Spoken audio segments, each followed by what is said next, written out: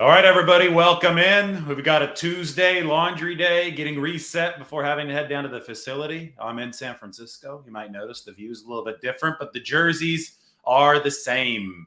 The 17, the Andrew Luck, the 12 waiting behind me. We're here to talk about how the 49ers are going to attack the Eagles in a more general fashion that delves into some specifics. Probably going to be about a 10-minute look into what the 49ers are going to plan to do. And then over the course of this week, we're going to go specific how Brock Purdy's offense is going to attack that really good Philadelphia defense when it comes to stopping the pass and rushing the passer. Then we're going to talk about how the 49ers defense is going to work against Jalen Hurts and an entire cadre of weapons that the Philadelphia Eagles bring to the table. So I think the first place to start is last season's game. I pulled up my article from last season's game in Philadelphia, and the headline I thought was extremely fitting.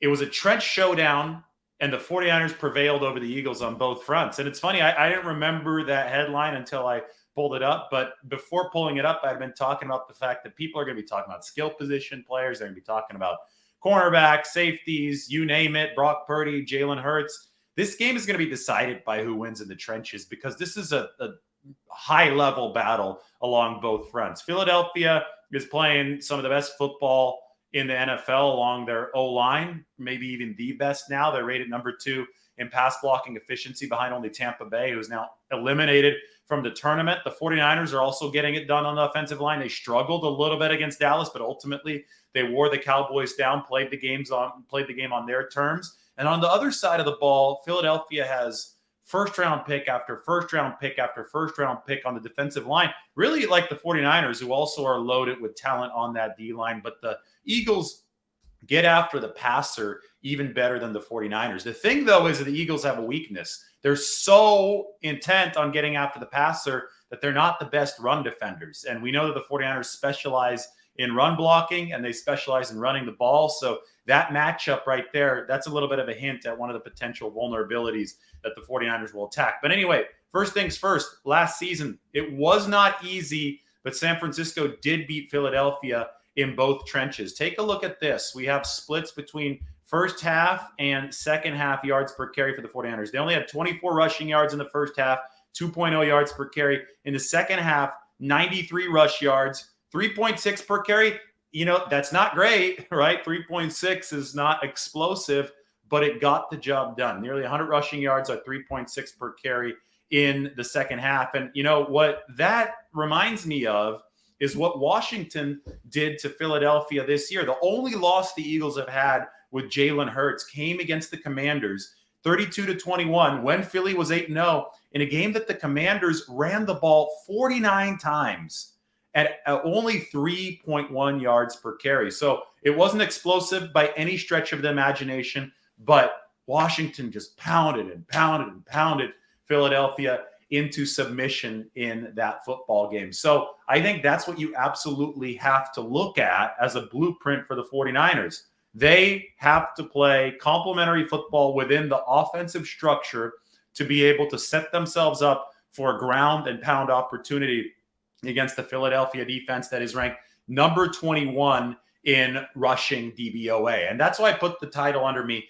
The weakness for Philadelphia definitely is run defense, but it's going to be complicated to exploit that. A lot of people think, oh, they're weak against the run. 49ers could just ground and pound. Just go for it. Just run it 5 times in a row at the start of the game. It's not going to work. Philly's going to do stuff like any NFL team with good defenders to stop the run. So you have to keep them honest. And keeping them honest is not as simple as just passing. Of course, passing is going to have to be there to set up some of these running opportunities, unless this is the 2019 NFC title game when the 49ers were just able to completely overwhelm the Green Bay Packers, right? That was exceptional, though.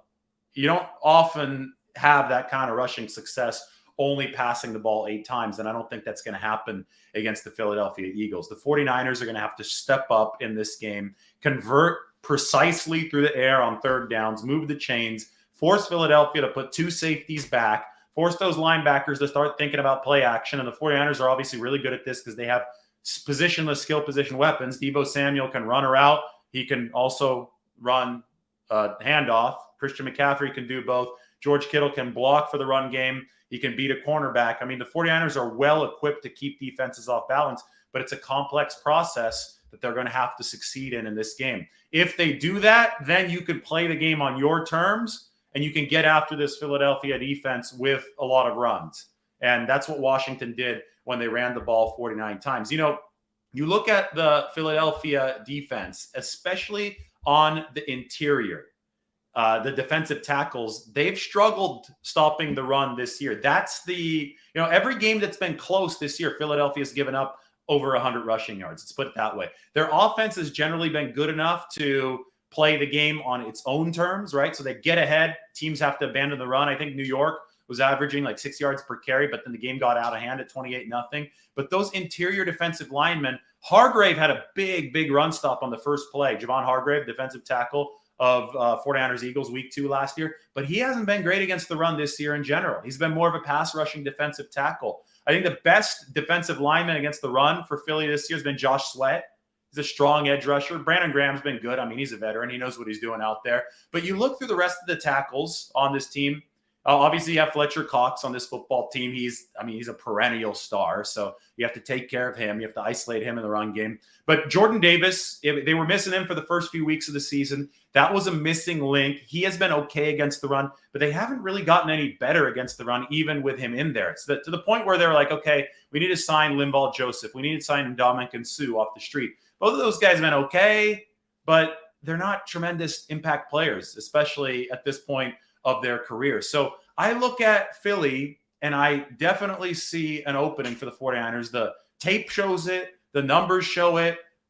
The question is, can the 49ers put themselves into position to capitalize on this weakness? And that brings me to the ultimate key, which is complementary football. You have to play good enough defense if you're the 49ers to not let Philly run away with the score because they have an explosive offense, and set yourself up into position to run the football, play balanced football, methodical football that exposes that Philadelphia weakness. So the defense is going to be just as important as the 49ers offense in delivering efficient offense that exposes Philadelphia's defense, if that makes sense. This is a team sport, and the 49ers are going to have to go into the belly of the beast in Philadelphia and play it as such. Now, other side of the ball, how the 49ers are going to attack the Eagles offense. Well, Philly has a top-tier offensive line. I mentioned that at the top of the show. There is no debate about that. 1 through 5, left tackle to right tackle. You're going to go Jordan Mailata from left tackle. Landon Dickerson, the former Alabama center, is their left guard. Jason Kelsey's been doing it forever. Premier center. Isaac Seumalo is the right guard. And Lane Johnson, he's playing hurt, but he's a premier right tackle. Been around for a while doing that. 1 through 5, you look at this cumulatively, these guys can protect the passer. And that's allowed Jalen Hurts to really turn a corner. I mean, if we want to take a look at the comparison between this year and last year, I know I talked about 49ers offense against the Eagles defense. Well, last year's game, you can see Alex Mack there, by the way. He's since retired. Laken Tomlinson, not on the 49ers. But last year's game, Eagles didn't have A.J. Brown. A.J. Brown tore up the 49ers in the week 15? Yeah, week 15 game against Tennessee on 3rd and long. So A.J. Brown has been a game changer, I think, for Jalen Hurts' development. Obviously, he's a game changer on any given Sunday, but Jalen Hurts has taken his game to another level with the field spaced out in a different way. 49ers know this better than any other team, right? Because the 49ers picked up Christian McCaffrey this year, and he's changed the spacing for them. But you look at how the 49ers will attack the Eagles, they've got to do so through a disciplined pass rush. And you look at that offensive line, it's going to be hard to sustain a disciplined pass rush against these guys because there aren't all too many weaknesses on that front. But the one weakness might be Jordan Mailata, former rugby player, right? Who the Eagles have developed into a force, but pass protection-wise this year, it hasn't been as good for Jordan Mailata. The pass blocking efficiency rankings of every single one of Philly's offensive linemen I have right here. I'm going to toss this up open onto the screen so you can see where the rankings are for Philadelphia. Look at this. Number 2 overall in pass blocking efficiency. But look at Mailata's ranking. Let's start with right tackle. Lane Johnson's number 2 among tackles. Seumalo at right guard is number 10 amongst guards. Kelsey, number 2 amongst centers. Landon Dickerson, number 7 amongst guards. I mean, all good to elite rankings, right? But Mailata is number 41 out of 56 tackles. Jordan Mailata has given up a good 6 sacks this season. So Nick Bosa lining up over left tackle against Jordan Mailata? I think so. Will the Eagles have to use extra resources to block Nick Bosa, given the fact that Mailata has struggled in pass protection this year? Probably yes. Will that hamper Philadelphia's offense?